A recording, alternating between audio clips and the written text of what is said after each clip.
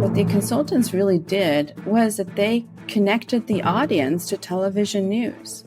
They gave the audience what the audience asked for, and it made television news understandable. Welcome to Journalism History, a podcast that rips out the pages of your history books to re-examine the stories you thought you knew and the ones you were never told.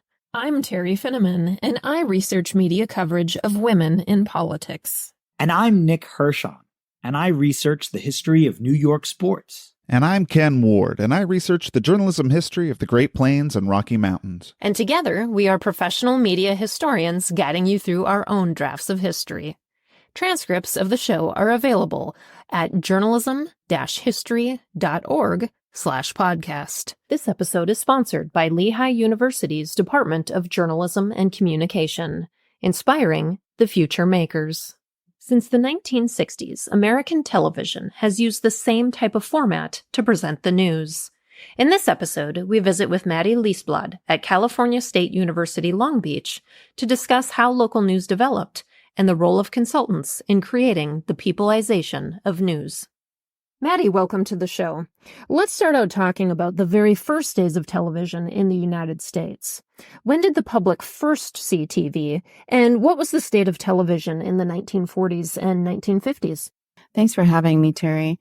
So the public first saw television at the New York World's Fair in April of 1939.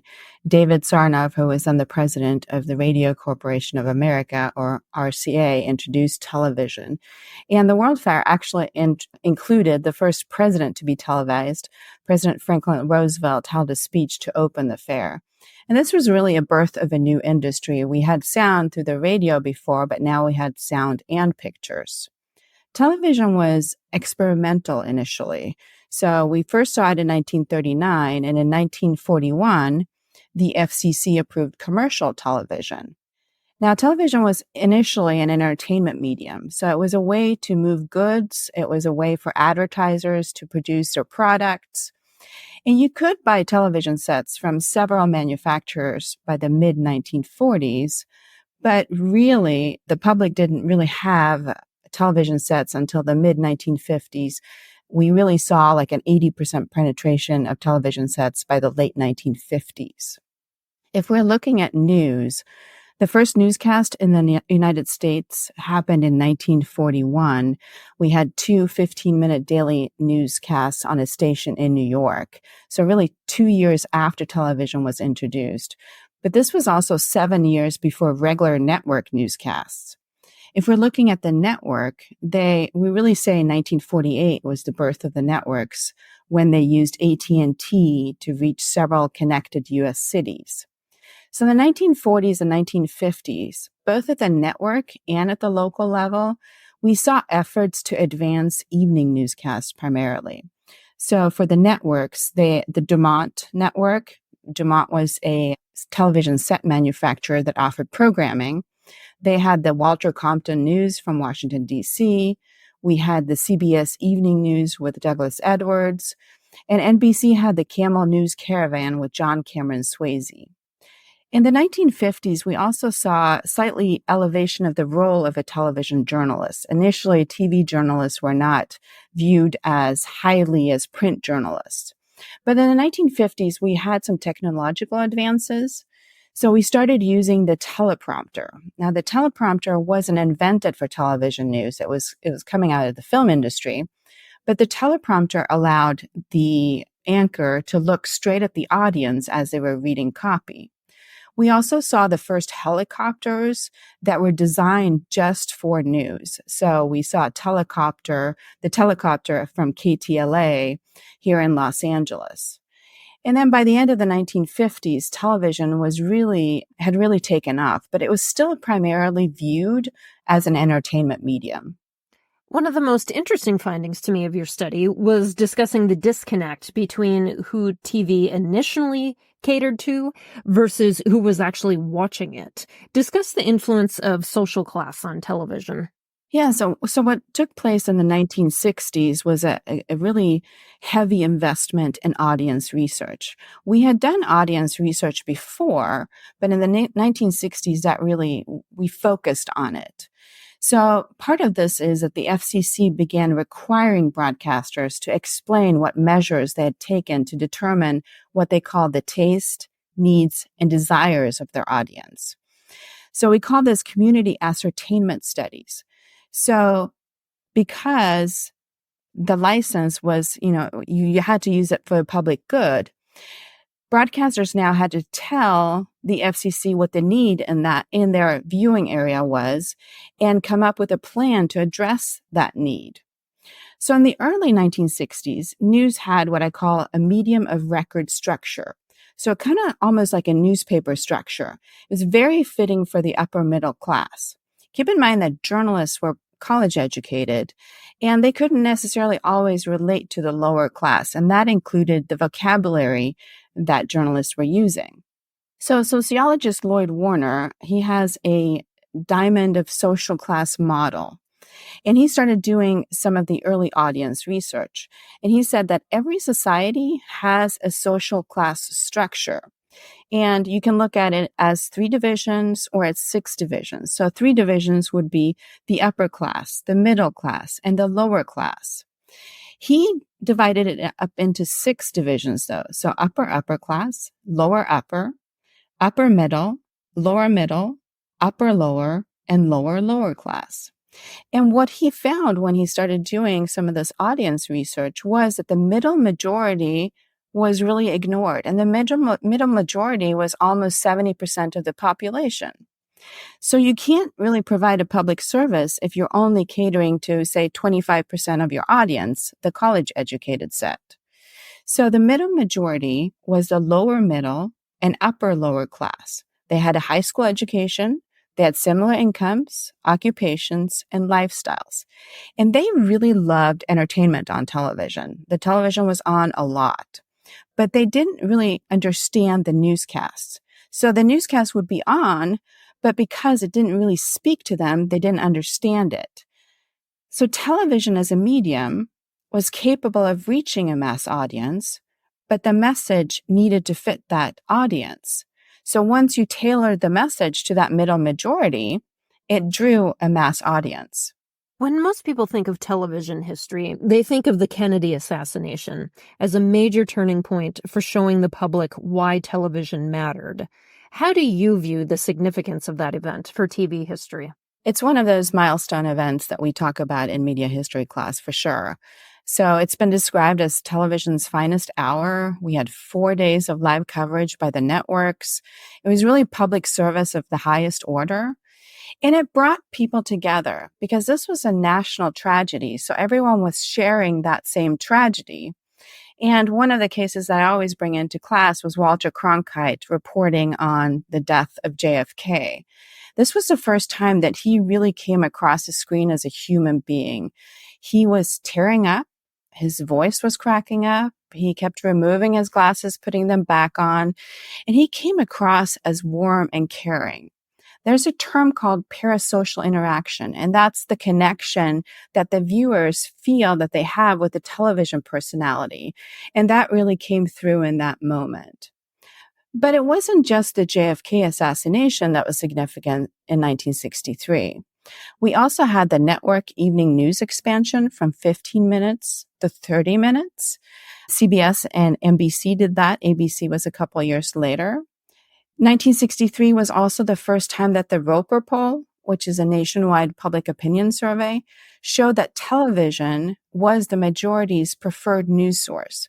So people preferred turning into television news versus reading the newspaper. And things really started to change for television slightly prior to the JFK assassination, but this was definitely a turning point. Yeah, let's talk more about the 1960s, because you talk about how it was such an important growth period for television. Talk about the major historical moments that people watched on TV throughout the decade. Well, this was such a visual decade, and we could have this conversation for a couple hours just on the 1960s. So let's just talk about some of the things that happened. We had the JFK assassination and the aftermath of that. We also had a couple of other notable deaths. So Robert Kennedy, Marilyn Monroe, the Vietnam War and anti-war protests. Cronkite did a lot of war reporting too. The Cold War, the space race, and that culminated with a 1969 moon landing. And the moon landing was seen all across the globe.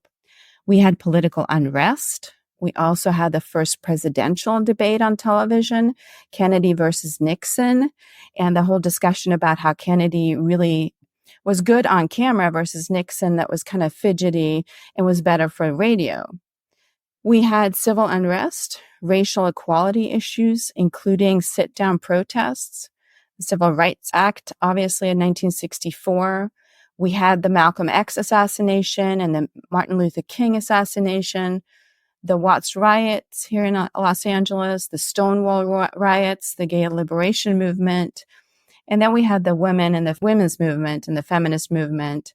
In 1963, we had both Betty Friedan's Feminine Mystique book and Gloria Steinem's Playboy Bunny article. For sports fans, we had the first Super Bowl in 1967. We had the hippie movement, and the list just goes on. There were so many visual happenings. It was just a perfect decade for television.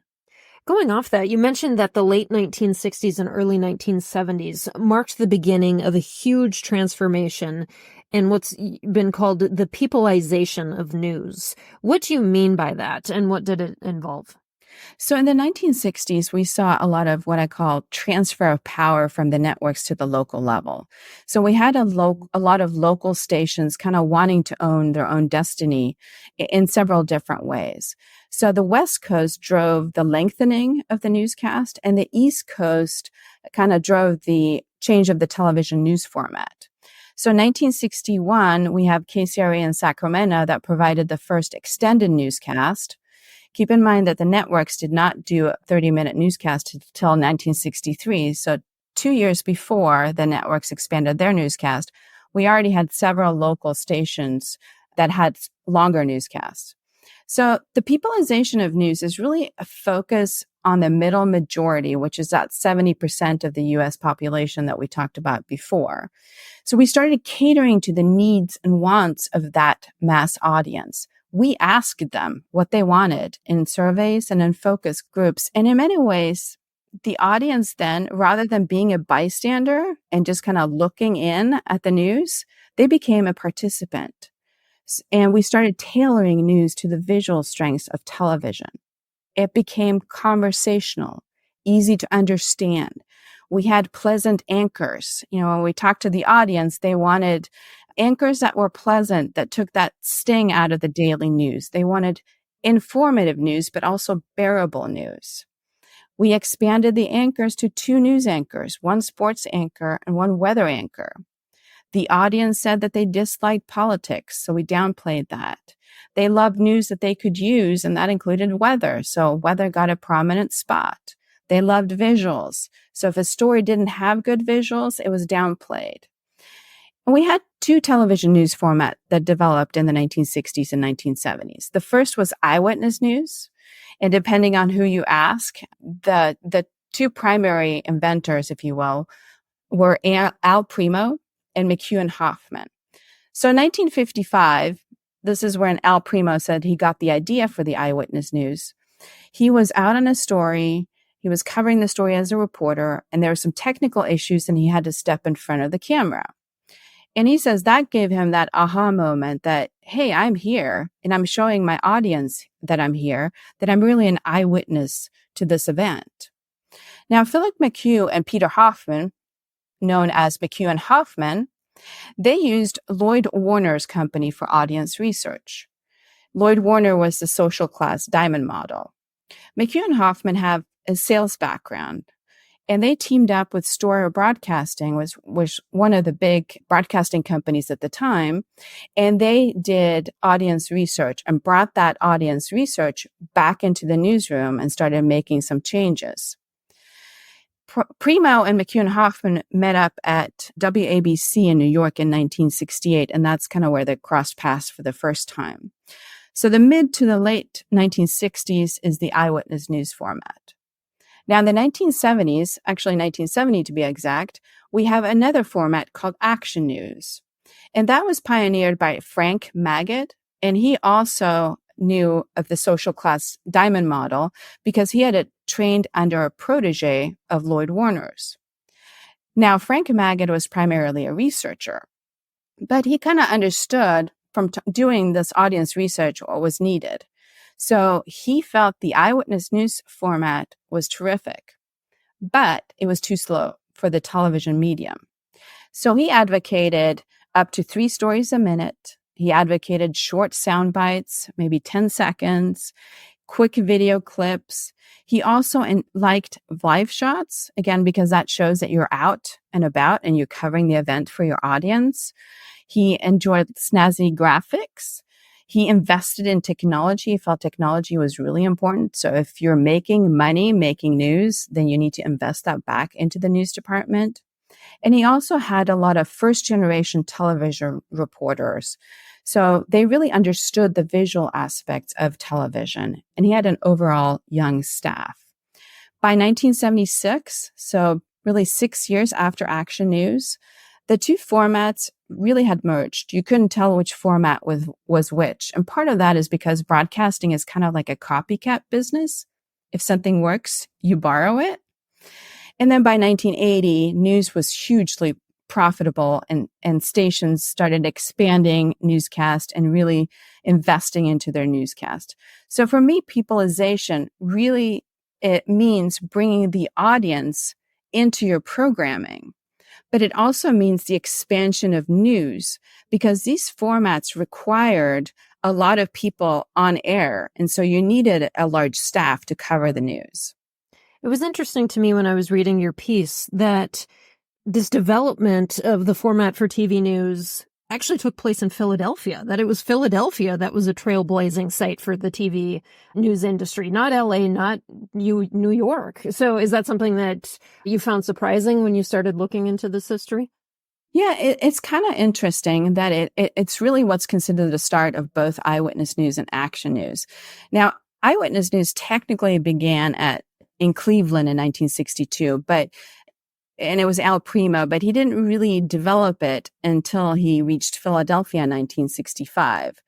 And the interesting thing about that situation in Philadelphia was that normally union rules require extra pay if you had any type of a body part on the air. So if your finger was showing in a clip, you had to be paid extra. There's even a larger fee if your voice was on the air. But in Philadelphia, Primo found a loophole in the union contract, which meant that he could use the staff on the air without paying extra. And this was huge. So basically overnight, he made almost everyone an on-air talent.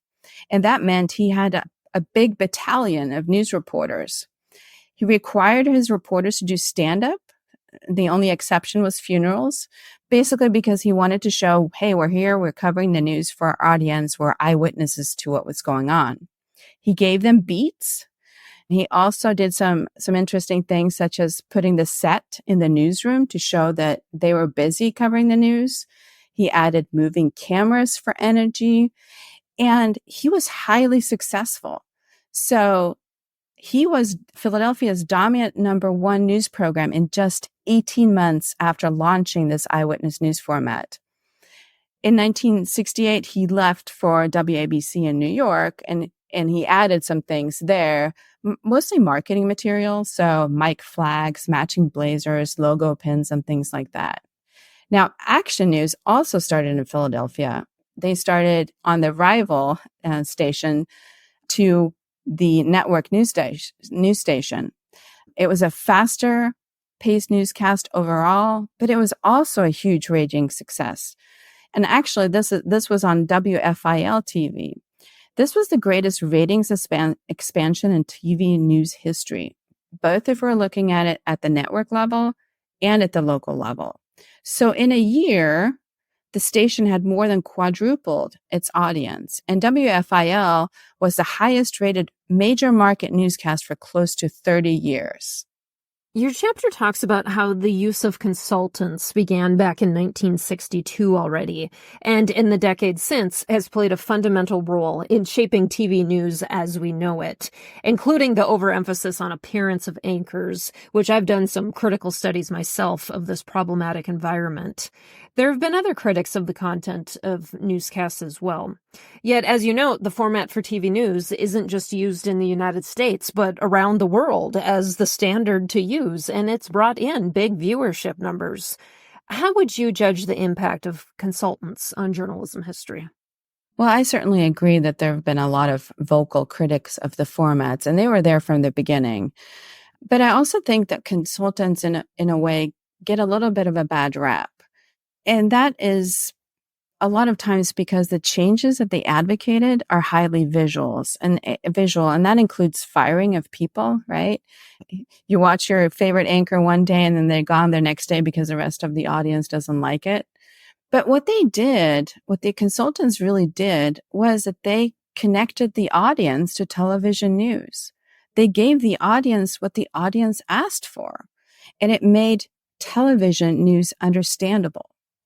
It was also a format that was easy to implement and easy to adapt to market needs. And that's why they were so highly successful globally, right? Because it was an easy format to implement. And what they advocated worked. I mean, it drew mass audiences and it made news profitable. So the consultants have had a huge impact on television news. They were everywhere.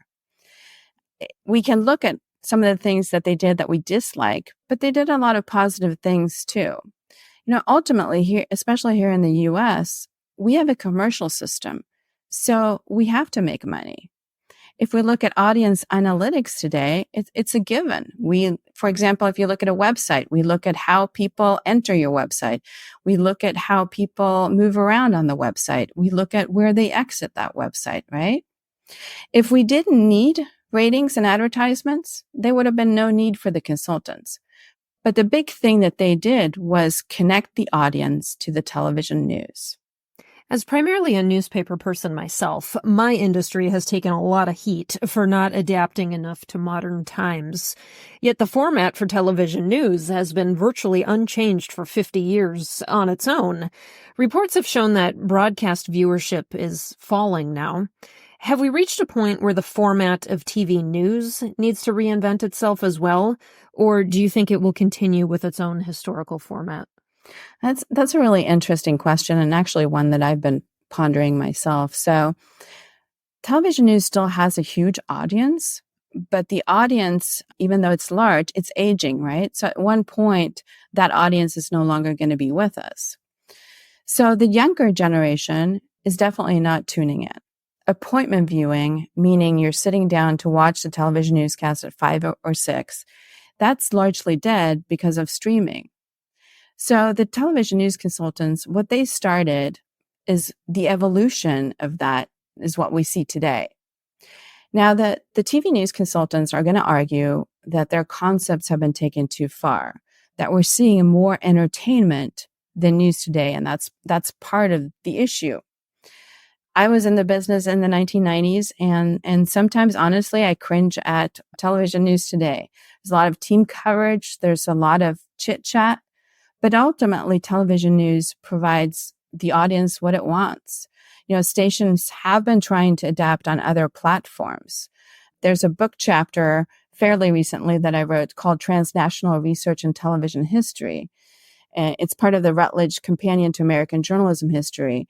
And in that chapter, I actually talk about that maybe it's time to reevaluate how we do television news. We have to do something because if we don't, that younger audience simply isn't going to be there, right? I also come from a public service background.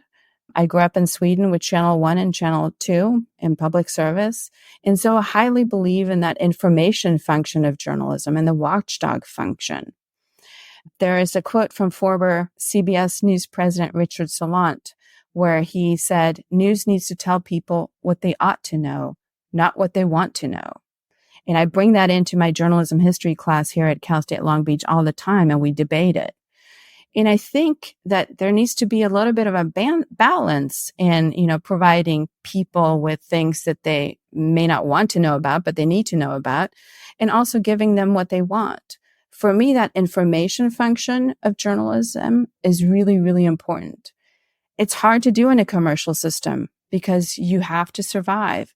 But it's pretty clear that television news television news needs to do something different because at some point that audience is no longer going to be there. And then our final question of the show is, why does journalism history matter? I have a favorite quote from Robert McChesney. He says, if you want to know where you're going, you have to know where you're coming from. And for me, journalism history is one word, and that's context, right? It provides context for today and a glimpse into the future. So journalism history matters because it tells us where we're headed and why we're headed in that direction. All right. Well, thanks so much for joining us today. Thank you for having me. Thanks for tuning in, and be sure to subscribe to our podcast. You can also follow us on Twitter at JHistoryJournal. Until next time, I'm your host, Terry Finneman, signing off with the words of Edward R. Murrow. Good night, and good luck.